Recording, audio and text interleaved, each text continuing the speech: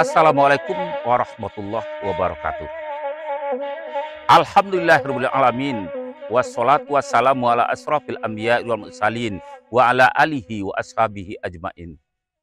Pemirsa TVRI dimanapun Anda berada, pada kesempatan kini kami ingin menyampaikan petuah kepada kita bersama-sama, tanpa memandang apakah kita sebagai seorang anak, apakah kita sebagai seorang istri, ataukah kita sebagai seorang suami, dalam sebuah judul Rumah Sudah Tukang Babunuh. Artinya apa? Kalau kita mencari rumah, nanti bayang bagi kita adalah sia yang mengambil rumah. Maka alangkah naifnya kita, alangkah durhakanya kita. Bila kerojo tukang itulah hebat, rumah kitulah rancak, rumah kitulah layak untuk dihuni, kemudian tukangnya dibunuh atau dibuang. Kalau itu yang terjadi, berarti kita tidak pandai mensyukuri nikmat yang telah diberikan Allah kepada kita bersama-sama. Maka itulah gunanya pertemuan kita kini supaya kita sebagai orang Minang yang terkenal dengan adat bahasa Sarak, Sarak bahasa kita Bulah, kita adalah termasuk orang yang Minang yang pandai berterima kasih kepada siapapun yang telah berjasa dalam hidup kita. Katakanlah misalnya seperti yang kami sampaikan tadi, seorang anak, dia tidak akan jadi apa-apa tanpa partisipasi, tanpa dukungan, tanpa kerja keras, tanpa keringat yang dicucurkan oleh orang tua kita. Apakah kita tega di saat kita telah sukses, di saat kita telah hebat, di saat kita telah menjadi orang, kita lupa kepada orang tua kita?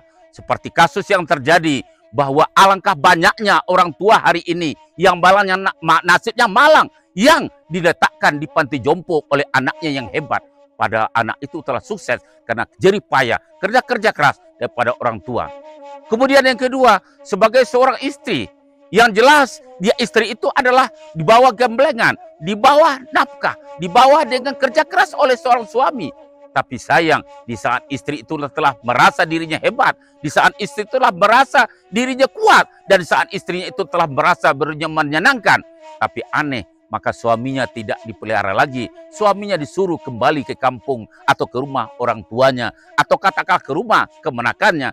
Kalau itu yang terjadi, alangkah durhakanya istri tersebut. Maka dijamin bahwa istri yang durhaka tidak akan pernah masuk surga.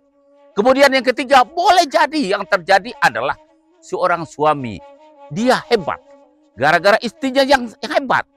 Seperti yang dikatakan oleh orang, di belakang suami yang hebat pasti ada istri yang kuat. Kesuksesan seorang suami sangat didukung oleh seorang istri.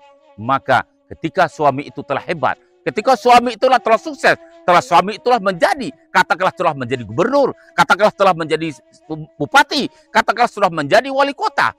Tapi dia lupa ketika dia sudah sukses seperti itu, maka dia lupakan istrinya, orang yang telah berjasa kepadanya, dan dia cari lagi wanita lain yang lebih cantik, wanita lain yang lebih muda. Kalau itu yang terjadi, alangkah malangnya nasib seorang istri. Maka oleh sebab itu, sekali lagi penekanan kita adalah bagaimana kita bisa berterima kasih kepada orang-orang yang telah berjasa kepada kita, kepada orang-orang yang telah menjadikan kita menjadi orang yang hebat, menjadikan kita menjadi orang yang kuat, menjadikan kita menjadi orang yang berpengaruh di tengah-tengah masyarakat. Katakanlah dalam konteks Minang, menjadikan kita menjadi seorang tokoh yang terpandang di tengah-tengah masyarakat. Yakinlah bahwa tanpa partisipasi orang tua, tanpa partisipasi istri, tanpa partisipasi semua keluarga, anak dan lain segalanya, kita tidak akan menjadi apa-apa.